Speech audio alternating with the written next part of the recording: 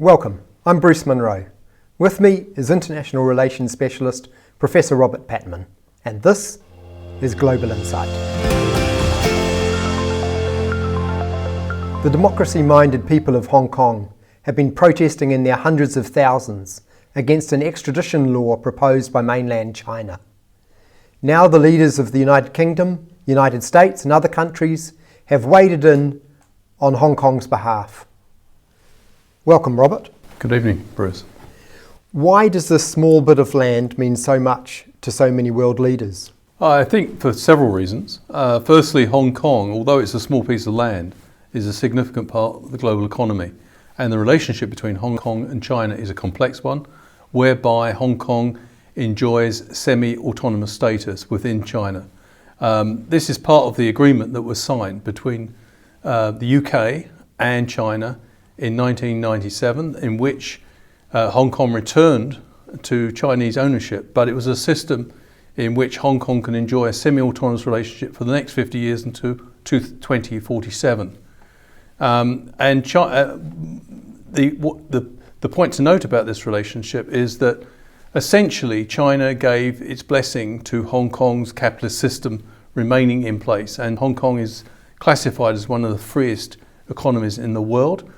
And recently all this has come into doubt because of protests about an extradition law which the Chief Executive, Carrie Lam, has been trying to table in the Chief Legislative Council of Hong Kong.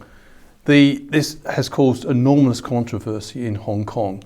Remember, many citizens of Hong Kong have enjoyed freedoms which are not available to Chinese citizens on the mainland, and they see the proposed extradition law as the thin end of the wedge, both for reason, that is to say, that under this proposed legislation, people in Hong Kong could be extradited to mainland China, and many of them fear they could be extradited for political reasons, i.e. pro-democracy campaigners, etc. But there's also a money dimension to this.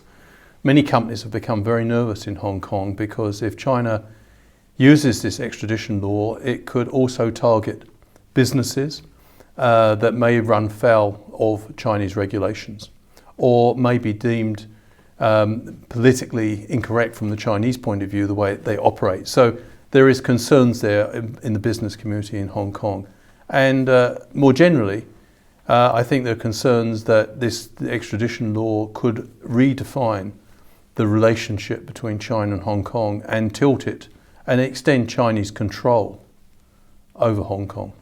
Jeremy Hunt, the British Foreign Minister and potential Prime Minister, has said that his country stands foursquare behind the people of Hong Kong. How far do you think the UK would go to back up that statement? Well, this couldn't come at a worse time for the UK. Jeremy Hunt's making these sort of noises and expressing solidarity with the protesters. The protests in Hong Kong, by the way, Bruce, have been absolutely huge, up to 2 million people at some points in June. So I think Britain wants, Mr. Hunt has pointed out, he's the Foreign Secretary of Britain and he's a contender for the leadership of the ruling Conservative Party.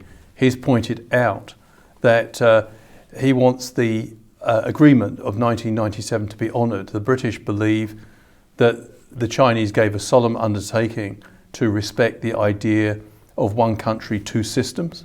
By expressing concern, Mr. Hunt is certainly trying to reaffirm that the Chinese should not overstep the boundaries as the British did. But the British are on very weak ground.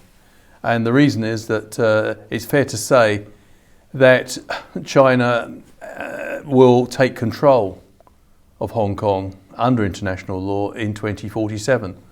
So they're in a position to up the ante during the interim period between now and 2047. The other thing is domestic troubles in Britain. Britain is not speaking with a clear voice, and it keeps talking about protecting the rule of law in Hong Kong, which is a sentiment which many other democratic countries would agree with. But Britain, unfortunately, because of its Brexit referendum, in which the rule of law was clearly breached, and of course the Chinese authorities know this, and the fact the Tory government has completely overlooked this for reasons of political convenience, this will not be lost. So in short, Britain is in a very weak position to exercise strong influence over the Chinese mainland government. Looking at the technical details of what they're arguing about, China says that one country, two systems promise was just a historical document, it has no force. The UK is saying that it's a legally binding international agreement. Who is actually right?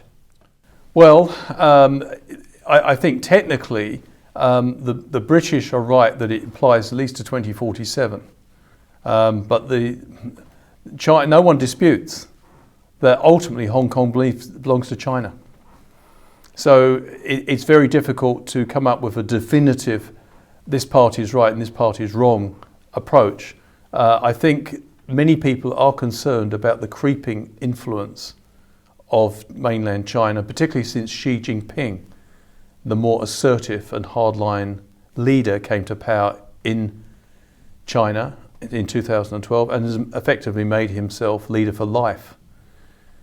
So I think this current leadership in China shows less respect for the rule of law than perhaps some of the previous Chinese communist governments. So yeah, I mean, this is a worrying situation.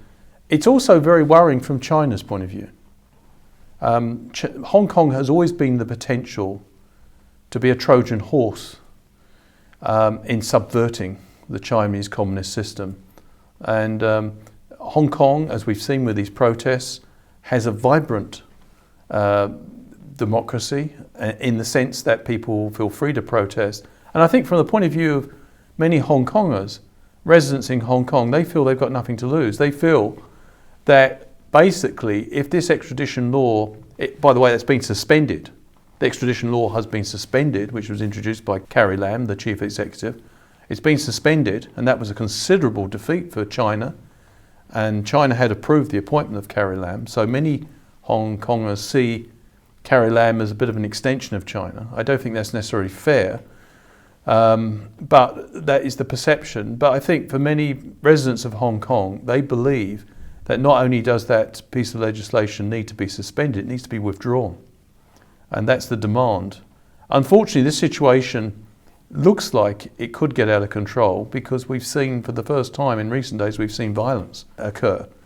And with the numbers of people involved, that could be playing into the hands of the authorities in Beijing, because under the pretext of violence, they could crack down spectacularly, not just against the people perpetrating violence, it's a relatively small number, but against the peaceful protesters generally, in the name of protecting the security of Hong Kong. And there's also, I think, growing awareness of the situation in the United States. There's been criticism already of China's attitude towards Hong Kong in Congress. So I think this is why coming back to your original question, why this situation is rapidly becoming a major flashpoint internationally. In the end, what will decide how this plays out? I think ultimately, to some degree, the situation will be determined by the attitude of the Chinese government. And Xi Jinping, it depends how pragmatic he is in this situation. After all, he doesn't need to rush things, objectively. Hong Kong's fully reverting to Chinese control in 2047.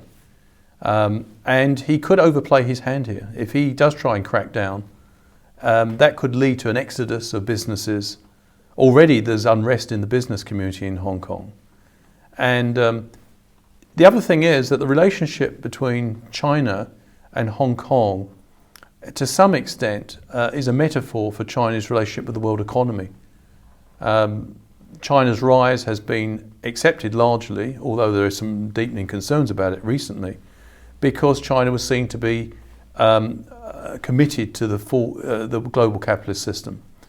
By moving against Hong Kong in the name of security and perhaps driving businesses out of Hong Kong, perhaps to neighbouring Singapore, then that would raise questions about China's commitment to the rules-based global economy. And of course, China's dependent on the rules-based global economy. China owes its prosperity to being a part of, a full-blooded and enthusiastic member of the world capitalist system. If you look at its three biggest exports markets for China, they're the United States, Japan, and the EU, all in the so-called Western camp. So China's got a lot at stake here. And I think the outcome of the crisis will depend, to some degree, on the degree of restraint or lack of restraint the Chinese government demonstrates. Thank you, Robert, for helping Thank you. us pick apart what's going on here. And thank you for watching. Catch us next time on Global Insight. Joy Gin.